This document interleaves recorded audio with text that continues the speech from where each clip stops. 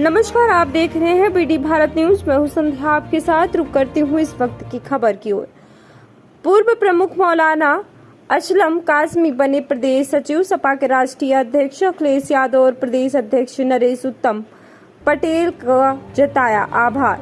बुनकर समाज से आते हैं मौलाना असलम कासमी, सिरौली गौसपुर ब्लॉक के रह चुके प्रमुख। सपा पार्टी ने बनाया प्रदेश सचिव। बाराबंकी से मयंकर यादव की खास रिपोर्ट। चुनाव सन्निकट आ रहा है, उसी तरीके से हर पार्टी अपना कुनबा बढ़ाने का प्रयास कर रही है। तो समाजवादी पार्टी ने भी अपना कुनबा बढ़ाया और नए नए कार्यकर्ताओं को, पुराने दिग्गज कार्यकर्ताओं जोड़ने का काम कर रही है। तो हमारे साथ मौजूद है समाजवादी पार्टी से सचिव के पद पर नियुक्त किया गया है माननीय अखिलेश यादव जी ने। तो उससे मुलाकात करेंगे, बात करेंगे।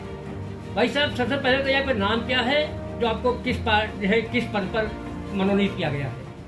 मेरा नाम मोहम्मद असलम है और मैं समाजवादी पार्टी का वर्कर हूँ। मुझे उत्तर प्रदेश समाजवादी पार्टी का सेक्रेटरी माननीय अखिलेश यादव जी की अनुमति से प्रदेश अध्यक्ष पटेल साहब ने बनाया है। आप कितने दिनों से राजनीति में सक्रिय है और किन किन पदों पर समाज की सेवा की है, जिससे कि आपके अच्छे कार्यकाल को देखते हुए माननीय अखिलेश यादव जी ने आपको सचिव बनाया है, प्रदेश अध्यक्ष ने बनाया है? तो कौन कौन से पद पर क्या कार्यकाल रहा, राजनीतिक करियर आपका क्या रहा? मैं 1982 से राजनीति में हूँ। मंडल कमीशन का मूवमेंट चल रहा था। माननीय स्वर्गीय चंद्रजीत यादव जी के नेतृत्व में मैंने जनमादी पार्टी से राजनीति की शुरुआत की और उस मूवमेंट का हिस्सा रहा।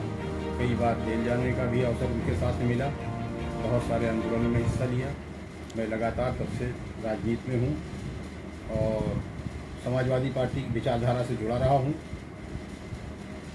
सिरौली गौसपुर बाराबंकी का एक महत्वपूर्ण ब्लॉक है, मैं उसका स्वयं प्रमुख रहा हूँ और दोबारा जब वो सीट रिजर्व हुई तो मेरे ही नेतृत्व में जो चुनाव कराया गया, उस पर महिला प्रत्याशी जो स्कूल कास्ट से थी, दलित थी, उसको मैंने निर्विरोध प्रमुख बनाया। तो इस देखिए, उत्तर प्रदेश क्या पूरे देश की जनता मौजूदा सरकार से त्रस्त है, उसकी नीतियों से त्रस्त है। जिस तरह से आज इस देश का संविधान और आइन खतरे में पड़ गया है, बार बार उसको बदलने की बात हो रही है।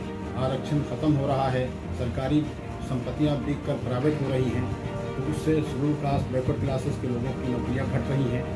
ऐसी स्थिति में पूरे देश की जनता इस बात पर तैयार बैठी हुई है कि 2000 के आने वाले चुनाव में इस सरकार को बदला जाए और इंडिया गठबंधन को सरकार चलाने का मौका दिया जाए, जिससे देश के संविधान और आइन की हिफाजत हो सके। अच्छा, जिस तरीके से भ्रष्टाचार को लेकर के, गुंडा राज को लेकर के भारतीय जनता पार्टी सत्ता में आई, हम देख रहे हैं, आप देख रहे हैं, पूरी जनता देख रही है कि न तो गुंडा राज कम हुआ, न भ्रष्टाचार कम हुआ। यहाँ तक कि मुख्यमंत्री जो योगी आदित्यनाथ जी, उनके नेतृत्व जो सरकार भाजपा की चल रही, उसमें शादी घोटाला हो रहा है। यहाँ की जो श्रम विभाग के वर्कर हैं, श्रम विभाग के, उनके द्वारा जो शादियाँ की गई है, यहाँ तक कि बुजुर्गों की, नाबालिगों की, और इन लोगों की शादियाँ की, जैसे बहुत बड़ा घोटाला, करीब करीब जो है 280 करोड़ का घोटाला हुआ है। इसके बारे में क्या कहना चाहते कि ये तो कहते हैं भ्रष्टाचार मुक्त है, जीरो टॉलरेंस काम करते हैं, लेकिन इसके बावजूद भ्रष्टाचार की जन्नी मालूम होता है। इसके बारे में क्या कहना है? वर्मा जी, आप जो है एक विभाग के भ्रष्टाचार की बात कर रहे हैं। इस सरकार के आने के बाद भ्रष्टाचार के इन्होंने नए तरीके खोजे हैं और कौन सा ऐसा विभाग है जो भ्रष्टाचार से खाली हो?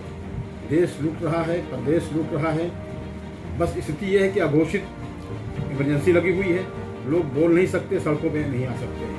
अब जो बाबा साहब भीमराव अम्बेडकर ने अधिकार दिया है कोर्ट के माध्यम से देश को और सरकार को बदलने का, वो जब अवसर आएगा, जनता अपनी ताकत को दिखाकर इन भ्रष्टाचारियों से देश को मुक्त कराएगी। क्या न्याय नाम की कोई चीज़ नहीं है और ये न्याय भी जो हो रहा है वो देख के हो रहा है और उसके कानून को दो तरीके से इस्तेमाल करते हैं। उसका डबल रूल है। लगातार बलात्कार बढ़ रहा है, गुंडागर्दी बढ़ रही है, लोगों की ज़मीनों पे कब्जा हो रहा है। वो सब करने वाले आरएसएस और बीजेपी के लोग हैं। आप बुनकर समाज से आते हैं और बुनकर समाज को देखते हुए समाजवादी पार्टी ने आप पे प्रदेश सचिव की जिम्मेदारी सौंपी है। अपने समाज के प्रति कितना समाजवादी पार्टी में उसको जोड़ने में कामयाबी लेंगे इस पे? देखिए, बाराबंकी ज़िला जो है वो मुसलमानों में बुनकर बाबू है।